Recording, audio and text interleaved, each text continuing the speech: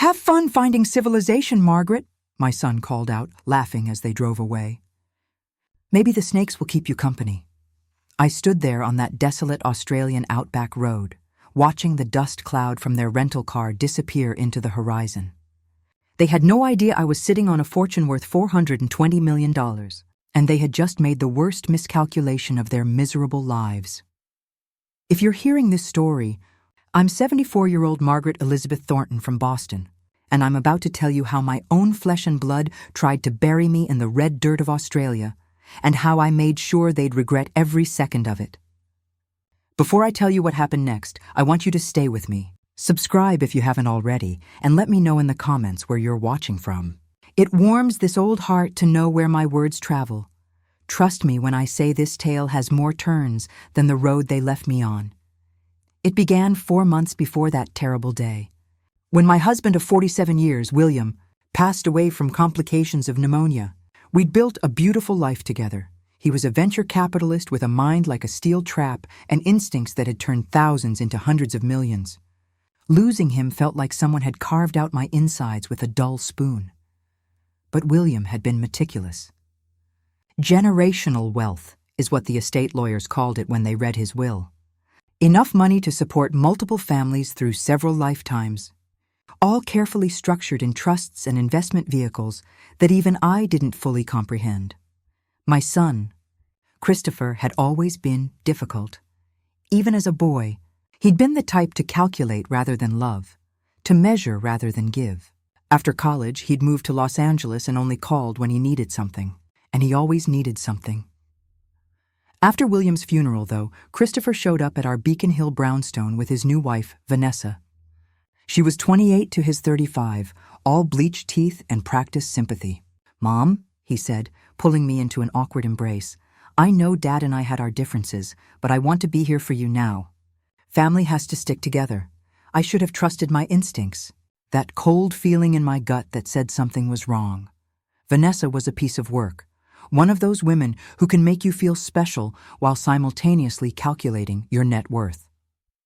She'd worked in wealth management before retiring to marry my son, which should have been red flag number 1. But she had this talent for making you feel understood, like she truly cared about your well-being. They'd been researching, I learned later, Australian inheritance laws, remote locations, how long before a missing person is declared dead, how to access emergency funds from estates when a primary beneficiary disappears. Christopher had convinced himself that I was going to waste his inheritance on medical care and charitable donations. Vanessa had whispered poison in his ear. "Your mother doesn't understand the value of money. She's from a different generation. She'll give it all away to some cancer research foundation. Think about your future. Think about our children." The truth was simpler and uglier. Vanessa had expensive tastes, and Christopher had always been weak. They'd maxed out credit cards trying to keep up with their West LA lifestyle. They needed money fast, and I was the obstacle standing between them and William's fortune. "Margaret, you've always talked about Australia," Vanessa said one evening over dinner at my home. She'd been cooking for me, playing the dutiful daughter-in-law. The Great Barrier Reef, the Outback, all those nature documentaries you love. Christopher and I were thinking, she continued, reaching across the table to squeeze my hand. What if we made that dream a reality? A family trip, healing, bonding, adventure. I was touched. For 47 years, William had promised we'd see Australia together someday. Now, Vanessa was offering to make it happen when my own son never had. How could I have known they'd spent weeks planning my death, researching remote locations, studying survival rates in the Australian desert, learning how to establish an alibi? We flew into Sydney on March 22nd. The first week was magical. The Opera House, harbour cruises, wine country. Christopher played the attentive son, taking photos of Vanessa and me together, insisting we document everything. I understand now why he wanted proof I'd been alive and happy at the trip's start. Evidence for when they reported me missing. On our 8th day, Christopher suggested we rent an SUV and drive into the outback. Real Australia, he said, with that charming smile he'd inherited from his father. Away from the tourist traps. There's this incredible rock formation Vanessa found online. It'll be an adventure, Mom. Vanessa seemed nervous, fidgeting with her wedding ring, but Christopher was so enthusiastic that I agreed.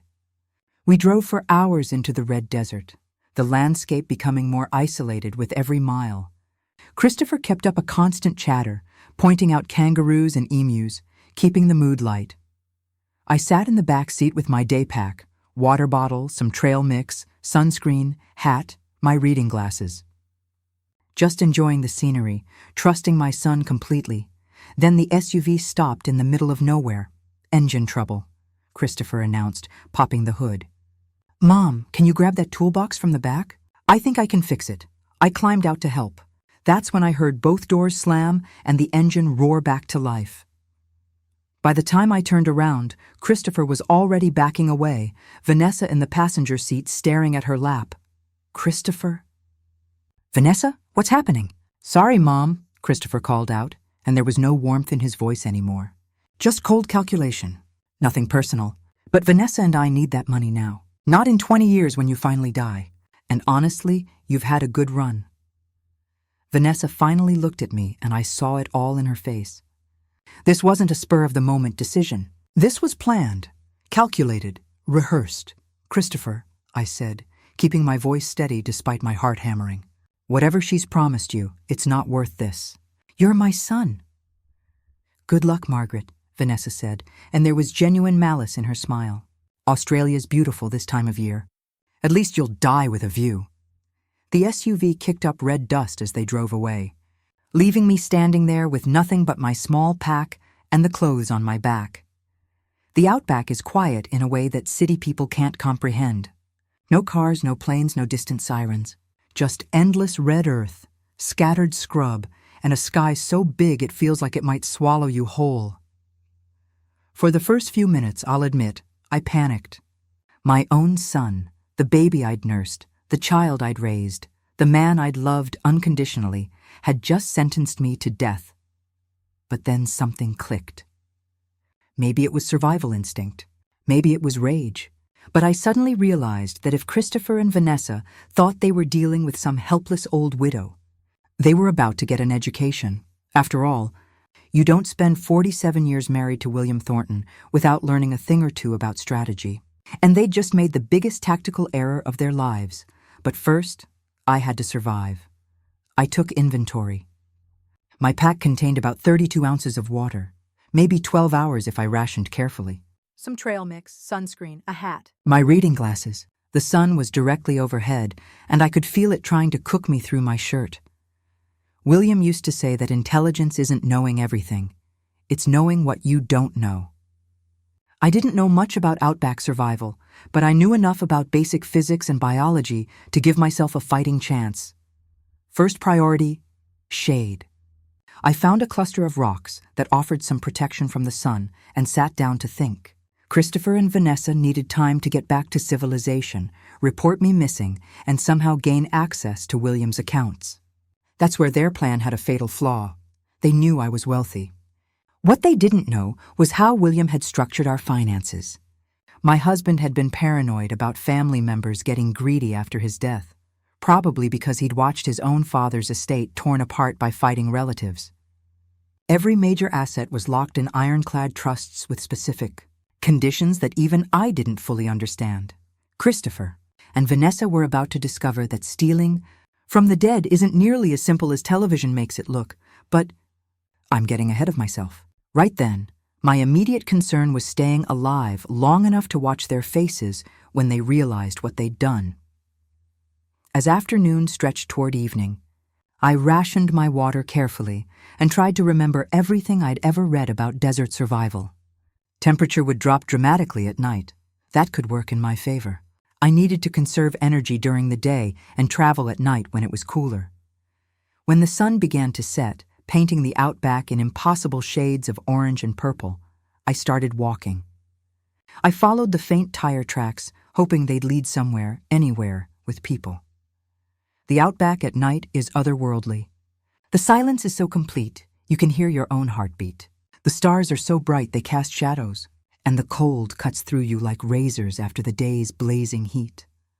I walked for hours, stopping frequently to rest and check my direction by the Southern Cross. Thank God my father had taught me basic navigation during our camping trips when I was young. My feet were blistering in my walking shoes. My water was nearly gone, but I kept moving, driven by rage and determination. Just as dawn was breaking, when I was starting to wonder if I'd made a terrible mistake, I saw something in the distance. Buildings, old, weathered, probably abandoned, but definitely man-made. It turned out to be an old mining settlement, deserted for probably decades. Most of the structures were falling apart, but there were still some intact walls. And miracle of miracles, there was a cistern that still held water. The water was brackish and warm, but I've never been so grateful for anything in my life. I drank carefully, knowing that too much too fast could make me sick. Then I found the most sheltered building and collapsed into exhausted sleep. When I woke, it was late afternoon, and I wasn't alone. An Aboriginal man sat cross-legged near the doorway, his weathered face kind but curious. He was older than me, his hair white against dark skin, wearing work clothes covered in red dust. He spoke in English with a thick accent. "You okay, missus? Long way from anywhere out here." "American," I managed, my voice cracking. "My family, they left me." His expression darkened. "Left you? Out here?" He shook his head slowly. "That's no good. That's real bad." His name was Jalu, and he worked at a cattle station about 40 kilometers away. He'd been tracking strays when he saw buzzards circling and came to investigate, expecting to find a dead animal. Over the next 2 days, this kind stranger taught me things I never imagined I'd need to know. How to collect dew for drinking water using cloth, which plants were edible and which would kill you, how to read subtle signs in the landscape that indicated direction, how to protect yourself from the sun and conserve energy. He also gave me something I hadn't expected, confirmation that I was tougher than anyone, including myself, had ever imagined. At 74 years old, I was learning survival skills that most people would consider impossible at my age. On the second morning, Jalu gestured toward the horizon and then to himself and me. He was offering to guide me back to civilization. But before we left, I did something important. Using charcoal from an old fire pit, I wrote a message on the most prominent wall still standing. "Christopher Thornton and Vanessa Thornton left me here to die on March 30th, 2024. If you find this and I don't survive, they murdered me for my inheritance. Margaret Elizabeth Thornton." Then I wrote it again on a flat rock near the cistern. Call it insurance, call it evidence, but mostly call it the first step in what was going to be the most satisfying revenge of my life. As Jalu and I set off across the red earth toward the distant highway, I found myself almost looking forward to what came next. Christopher and Vanessa thought they'd eliminated the only obstacle to their fortune.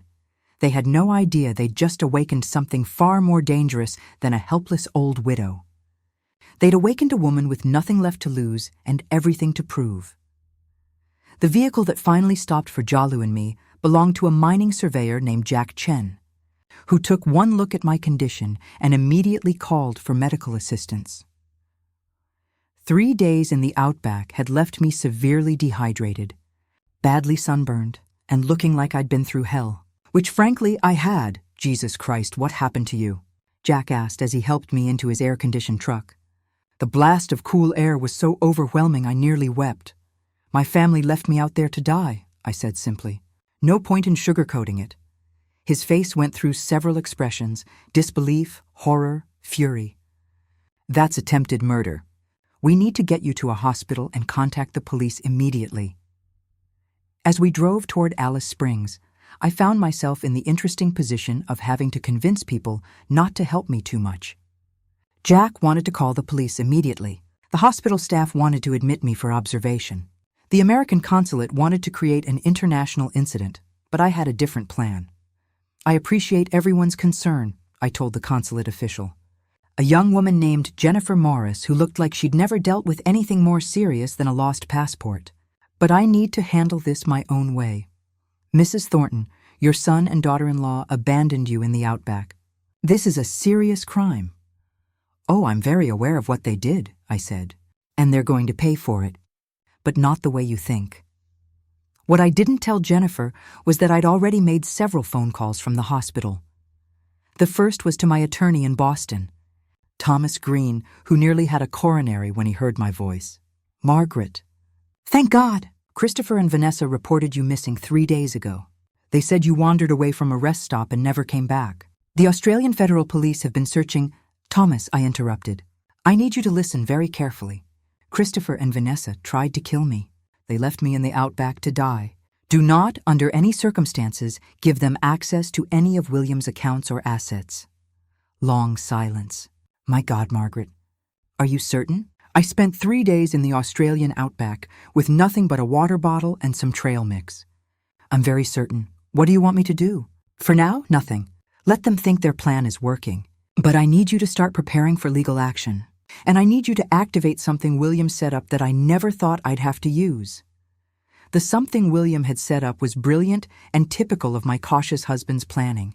Buried deep in our estate documents was a provision that if I ever died under suspicious circumstances, an automatic investigation would be triggered and all assets would be frozen until those circumstances were fully resolved. Christopher and Vanessa had no idea this provision existed. My second call was to my bank in Boston. This is Margaret Thornton. I need to activate a fraud alert on all my accounts immediately. Of course, Mrs. Thornton. What type of fraudulent activity are you concerned about? The type where my own family tries to steal my inheritance after leaving me for dead. The bank representative didn't even pause. I'll flag everything immediately. Should we expect attempted access soon? Oh yes, probably within the next few days.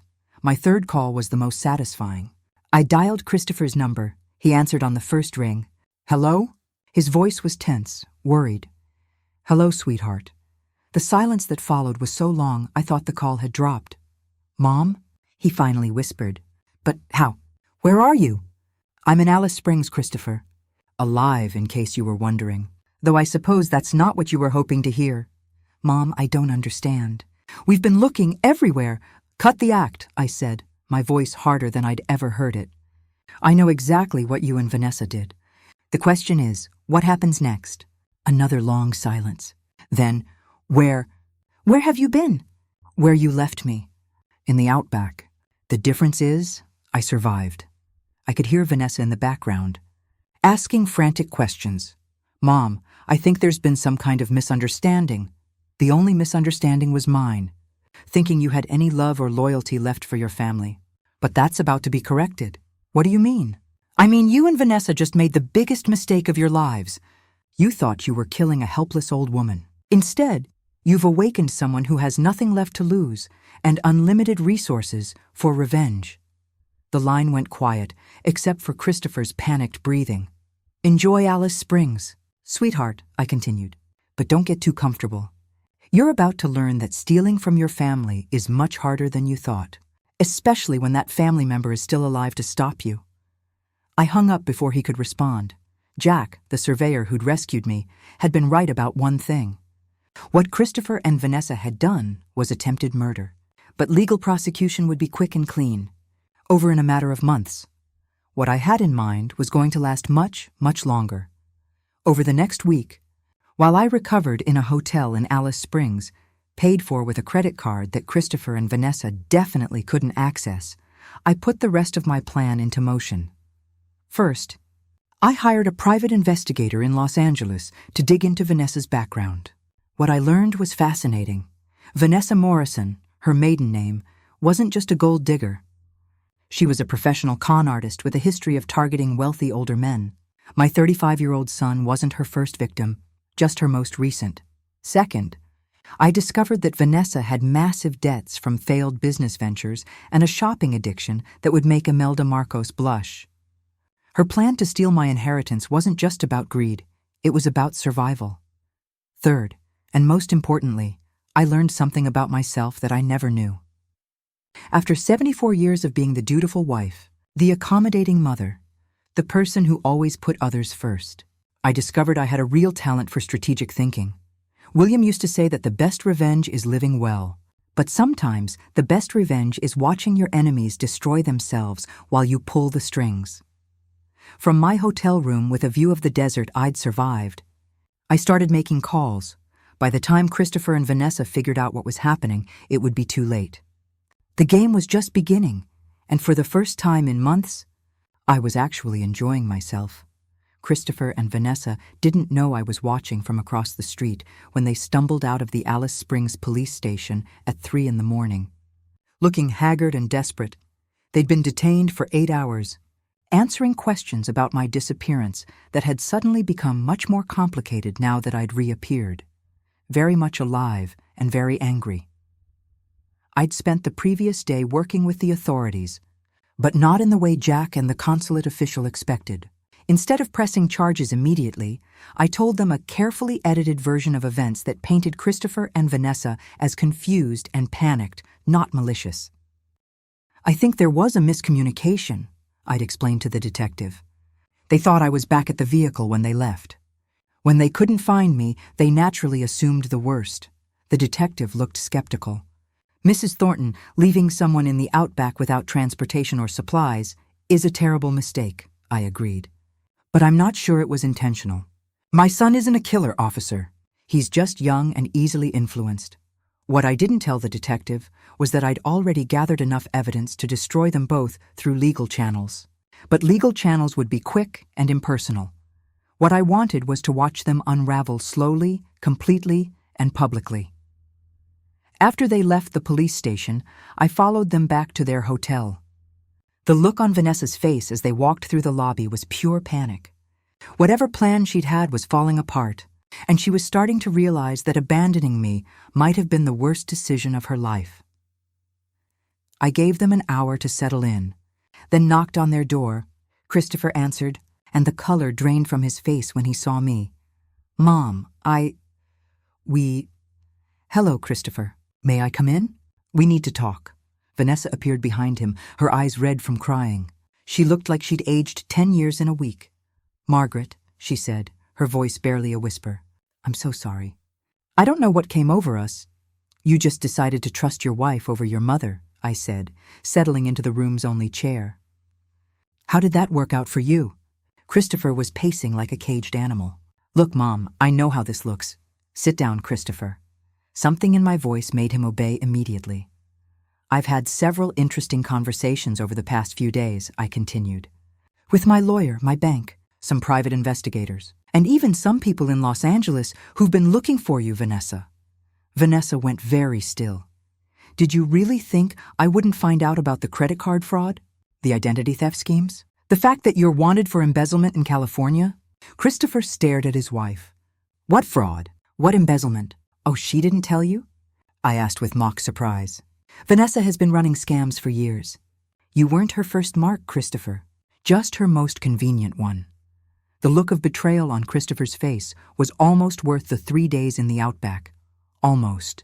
"That's not—" Vanessa started. "Tell him it's not true," I interrupted. "Tell him about the elderly man in San Francisco whose retirement fund you stole. Or the widow in Portland whose house you somehow ended up owning. Or my personal favorite, the forgery charges that forced you to change your name." Christopher sank onto the bed, staring at Vanessa like he'd never seen her before. "You changed your name.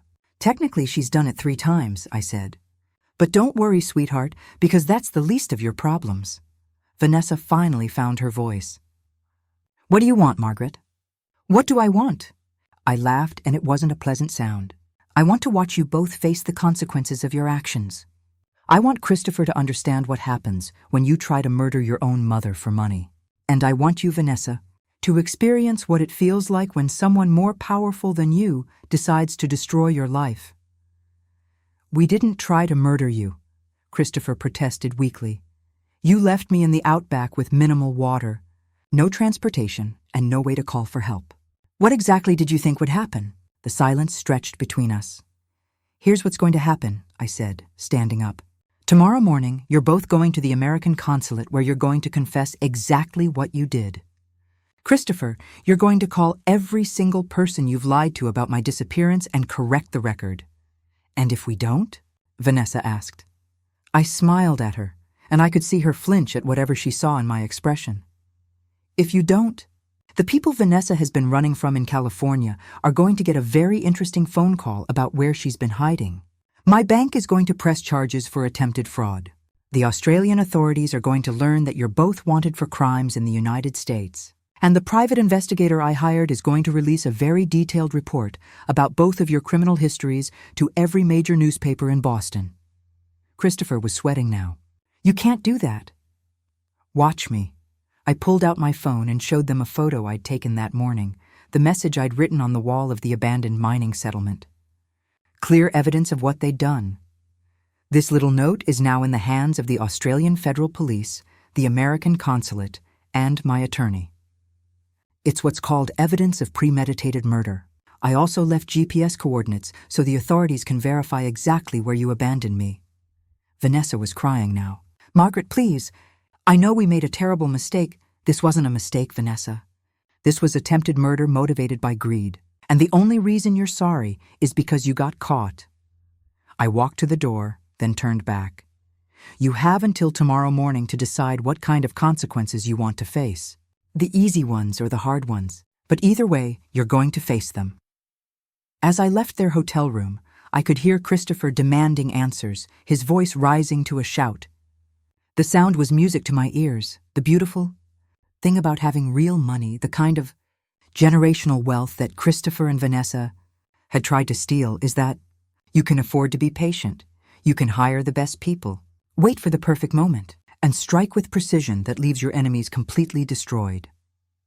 6 weeks after returning from Australia, I was sitting in the office of Morrison Investigations, Boston's most prestigious private investigation firm. The folder in front of me contained enough information to end Vanessa's life as she knew it and seriously damage Christopher's as well. Mrs. Thornton, Morrison said, leaning back in his leather chair, I have to admit, this is the most comprehensive revenge operation I've ever been hired to execute. I prefer to think of it as justice, I replied, sipping my tea. What's our timeline? Morrison opened his laptop. Vanessa's warrant in California has been reactivated. The FBI will be in Boston by Friday. Her previous victims have been contacted and are willing to testify. She's looking at serious federal charges. And Christopher? The attempted murder charge will stick. The Australian government is very interested in prosecuting. He's also facing accessory charges to Vanessa's previous crimes. We found evidence he helped her cover her tracks. And the IRS received some interesting information about unreported income. I nodded, feeling a satisfaction I hadn't expected. 6 weeks ago, I might have felt guilty about destroying my own son's life. Now, after surviving in the outback and discovering exactly what my son was capable of, I felt nothing but cold determination. There's more, Morrison continued. We traced Vanessa's pattern back 12 years. At least 8 different victims, combined losses of over $5 million. When the media gets hold of this story, it's going to be national news. When will they arrest her? Soon, but here's where it gets interesting. Vanessa doesn't know about any of this yet. According to our surveillance, she and Christopher are still trying to figure out how to access your accounts legally. That made me laugh. They're still trying to steal from me? Apparently your daughter-in-law isn't very good at learning from her mistakes. What Christopher and Vanessa didn't know was that I'd been 3 steps ahead of them since the moment I walked out of that outback while they'd been panicking and making desperate phone calls. I'd been systematically dismantling their lives with the precision of a master chess player. The first move had been financial. Within hours of my return to Boston, every account William had set up was locked down tighter than Fort Knox. Every attempt they made to access anything was monitored and recorded, providing perfect evidence of their criminal intent. The second move had been legal. Thomas Green had filed papers that not only protected my assets, but also initiated civil suits against both Christopher and Vanessa for attempted murder, fraud, and elder abuse. The third move had been personal.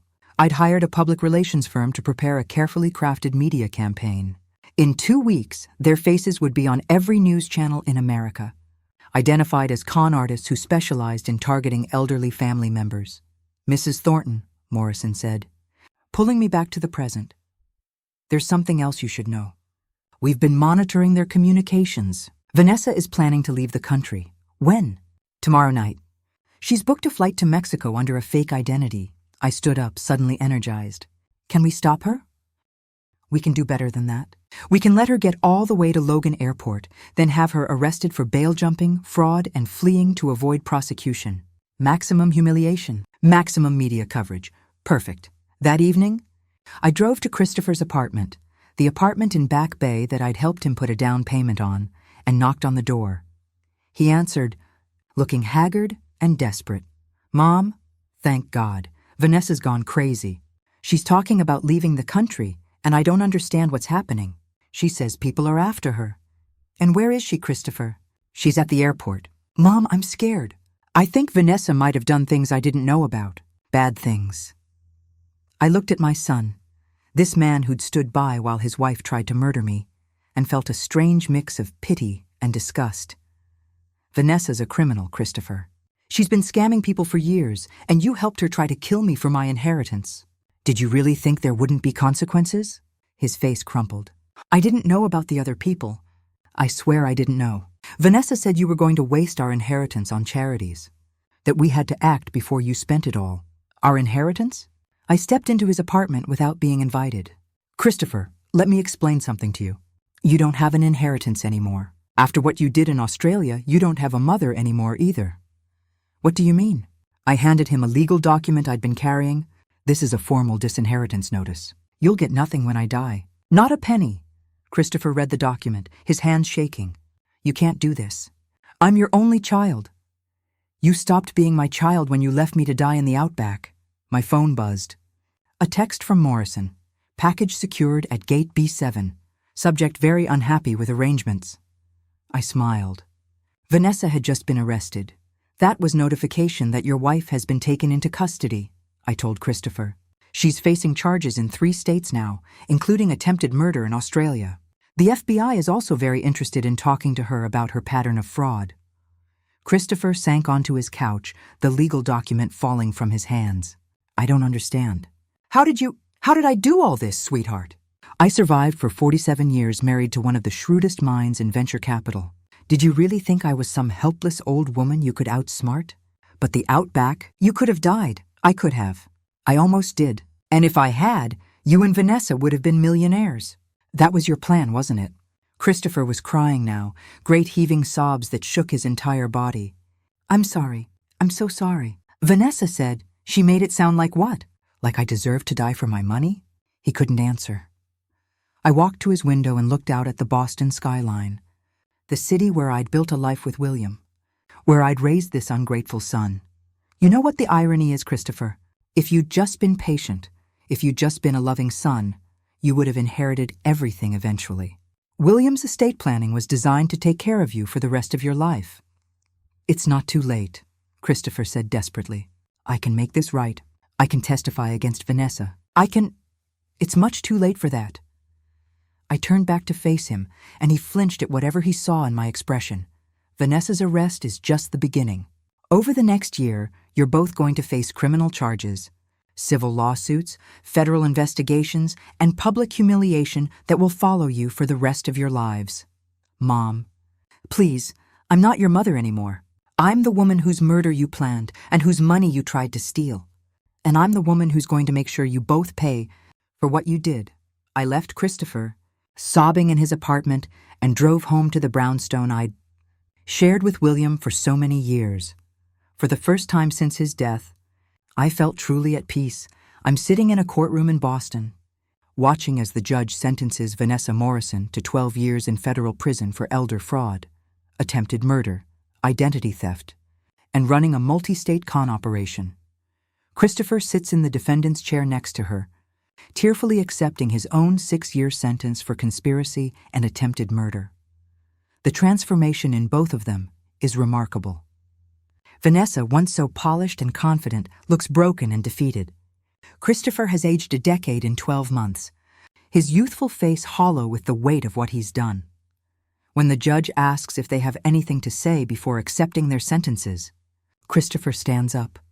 Your Honor, I want to apologize to my mother and to all the people Vanessa hurt over the years. I know there's nothing I can say to make up for what I did, but I want her to know that I'm sorry. The judge turns to me. Mrs. Thornton, would you like to make a statement? I stand up slowly, feeling the weight of everyone's attention.